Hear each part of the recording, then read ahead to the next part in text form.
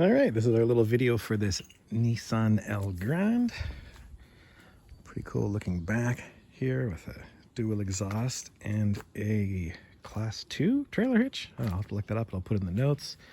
But we've got the usual 4 connector here and then brake controller connectors. Anyway, pretty sure these will do it here as well. There we go. That guy up. That guy up.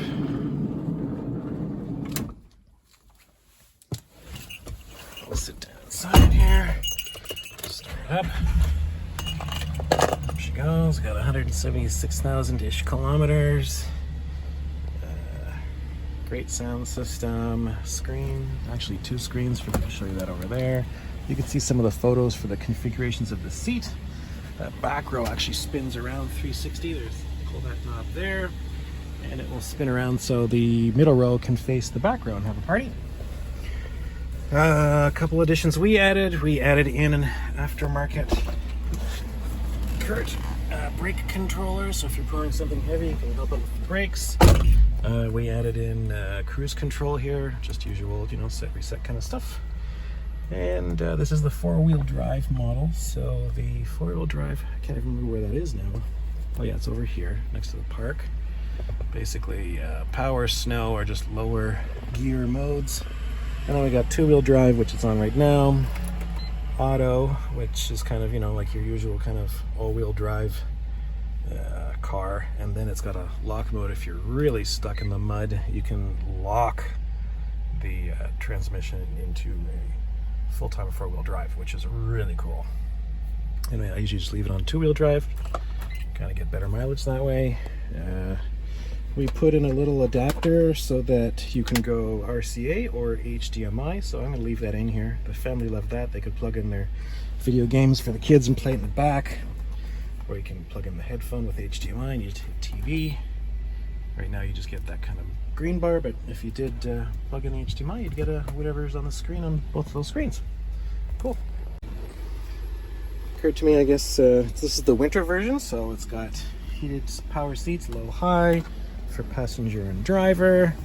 I think this has something to do with why that's a heated defroster around the side here, I believe, and then the rear defrost is back here.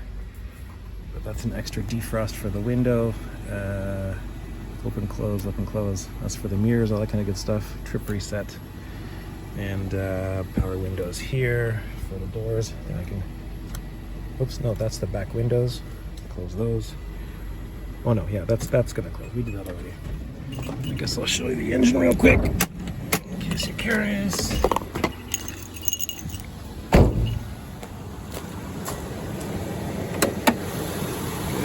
V6 3.5. All right. And one other thing I forgot to say was it does have a reverse camera, so when we're in reverse, you get a nice view of what's behind. And as well, if you're trying to park in a tight spot, I mean, there's lots of crazy features here, but side blind. So that's a camera under the left or passenger side rearview mirror that gives you an idea of where the front is if you're trying to park in a tight spot. Fully adjustable power driver's seat with all the, and usual adjustments for a driver's seat.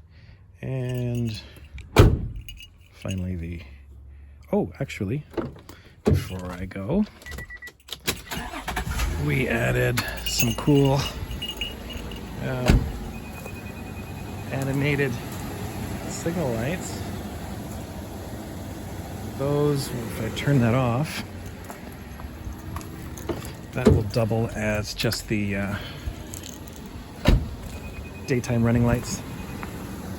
Basically, it's kind of in the sun here, but that's your daytime running light, and they indicate for signals as well. And then when you turn her off, oh yeah, there's fog lights too. Well, show those at the front, I guess, but when you lock it up, obviously those close. And yes, they are HID headlights, high intensity discharge headlights, and halogen fog lights.